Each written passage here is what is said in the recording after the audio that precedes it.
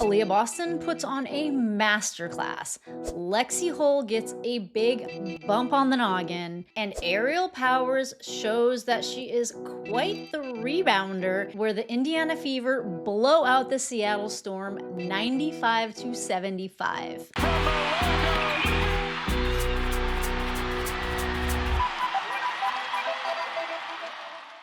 I said this in my last video, and I was afraid that I was coming off like too toxically positive, but I did not see that playoff hopes for the Indiana Fever were completely diminished. However, this game was a must win, and it was very important kind of figuring out where the Fever were, how much they could have slid actually 2 spots in the standings, but they ended up going up 2 spots. This is all variant on whether the Sparks do lose or do win tonight, and as I am making this video, the Sparks game is on right behind. I am watching it on a monitor, and I'm pretty sure by the end of this video, we will know the answer. But unfortunately, tonight, the Sparks are the ops. We do not want them to win because the Sparks are right on Indiana Fever's tail to clinch a playoff berth. But the Indiana Fever went all out for Caitlin Clark's logo drop. So there was a lot of excitement already fluttering about Gamebridge, and energy was high. They definitely spared no expense in letting everybody know that Caitlin Clark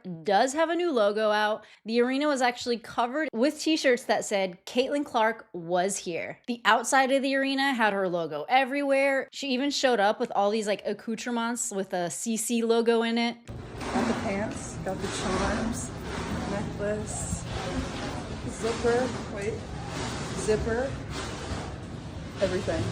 I was actually really impressed with the zipper from the top that she had on, also a CC logo.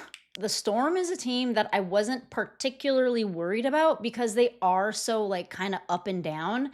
The only thing that I have to say I really was worried about is they are on a run right now. They have won a bunch of games. They look to have been coming into quite a stride, and they have some very powerful players. Dominique Malunga has been going crazy since she's been given more minutes on the court. Nneka Ogwumike always putting down at least a 20-piece. Skylar Diggins-Smith, she sometimes goes crazy, and then there was one game where she didn't even score a point. So if you look at the head-to-head matchups, it wasn't looking very good for the Fever, but I'm telling you, the Fever have such grit and determination. Faced with all the adversity that they've had to take on, the team has gotten a lot stronger for it.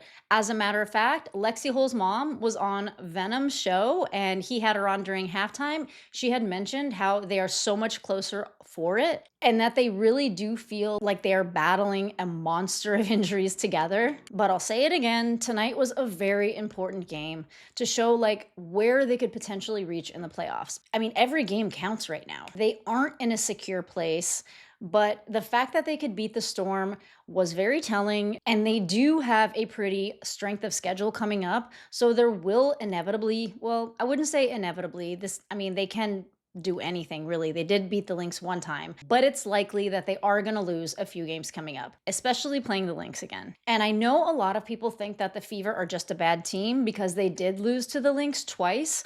But the fact of the matter is they were playing the best team in the league, and they actually didn't lose by that much. There wasn't a blowout. The first time that they had faced the Lynx, the amount of three-pointers that they were knocking down, it wasn't just a few. It was 17 or something like that in the half. Any other team, if they were playing any other team, they would have won. But the Lynx are just that good, and it's pretty much the Lynx, big gap, and then everybody else. But tonight, they crashed the glass, something that the Indiana Fever had big issues with before. They had 42 rebounds to 21 rebounds from the Seattle Storm, which is very surprising because the Storm have powerhouses, towers like Ezi Magbagor, Dominique Malunga, and Nneka Ogwumike. Those are big players, and we can attribute most of those rebounds to Aaliyah Boston, who got 9, to Lexie Hull and her blue-collar mentality, who got 9, and believe it or not, Aerial Powers, who got 9. But the game ball tonight definitely goes to Aaliyah Boston because she played bully ball, and I knew she had it in her. This is the Aaliyah Boston that I wanted to see.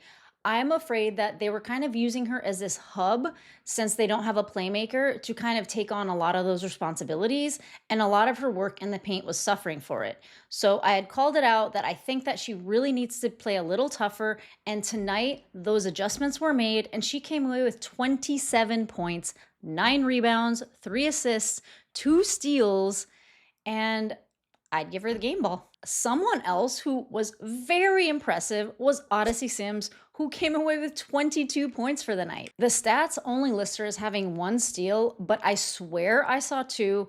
Either way, she had multiple disruptions, or she just like got in the middle of plays, ran down the shot clock for the Seattle Storm, and she was a plus 30 on the court. She had the highest plus minus of the team. There was actually one point where the shot clock was like winding down for the Indiana Fever, and she just hailed a Caitlin Clark logo bomb that banked in. I doubt she called bank though. Now clock down to 3. Sims from Clark range. Oh, she banked it in! She can't believe it! Deep! And actually, I need to retract the statement of Odyssey Sims as being the highest plus minus. The highest plus minus was actually Lexie Hull with 31, plus 31. And boy, did she give us a scare when she ran into Gabby Williams in this head-on collision.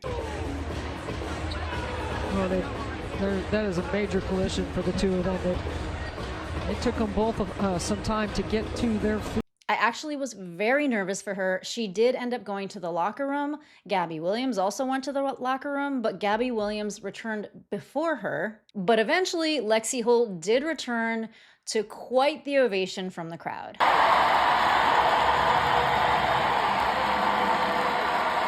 And she knocked down this three-pointer in such a way that I've never seen her in that type of shooting form before. Bouncing, Boston can't finish inside, but able to tap it back out. Holt tracks it down and steps into a 3, connects. After the game, she was asked about the collision, and this is what she said. Yeah, everyone's like, you look beautiful. I'm like, I know I look insane, but it honestly looks better now than it did when it first happened. Like, I could see it just from my own eyes, so I didn't need to look anywhere. I knew it was going to be big. No way. So it's in your peripheral vision? Yes, it was literally like sticking out. I mean, it's still big right here, but it was bigger and I could see it, so they brought it down a little. Natasha Howard was pretty great on defense. She stopped Dominique Malonga very often from getting under the basket, which was one of the things that I was most nervous about for the Indiana Fever facing off against the Seattle Storm.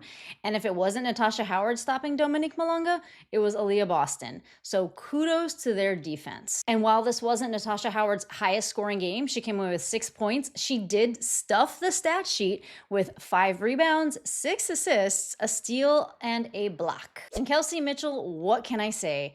She was her usual self, dropped 21 points, shot 8 for 15, and did a pretty stellar job. I'm quite worried about whenever Demiris Dantas gets out on the court, though, nowadays. She just seems to be shooting too strong. It always bounces off the back of the rim. It looks like, she's always had kind of like, almost like she's throwing darts. Like there's not much of an arc to her shot. And I mean, I guess that's just her style. And it used to work for her before, but it gives me nerves every time she does shoot that way because I always think it's not going to go in. But in addition to like really being off on her shot tonight, she was just letting people blow by her. And, I don't know what's going on with Demiris Dantas, but it looks like if there were actually more players available, she would be a DMP. As far as Bibby's return, she is day-to-day, according to Steph White, and they're hoping by the end of the week that she will be available for practice. But it seemed to work out tonight, and I actually saw things that I had not seen from the Fever in a while. Like they were running pick and rolls, they were running successful pick and rolls. Aaliyah Boston was getting touches, and make no mistake, it isn't all about working in the paint for the Fever. My ideal is Aaliyah Boston touches and a lot of perimeter shooting, but those Aaliyah Boston touches are very important to the success of this team. And as far as Caitlin's return, this is what Steph White had to say before the game. Yeah, she went through our walkthrough yesterday. Today it was very short, prior to game time, but she went through it yesterday, and I want to see her in practice, live in practice. Sorry to follow up on that. Do you have enough practices left for that opportunity, especially this late in the season? They get changed depending on your schedule, things like that? Not necessarily probably team practices, but being able to put together, threes, fours, and different things that we can go against and match up with.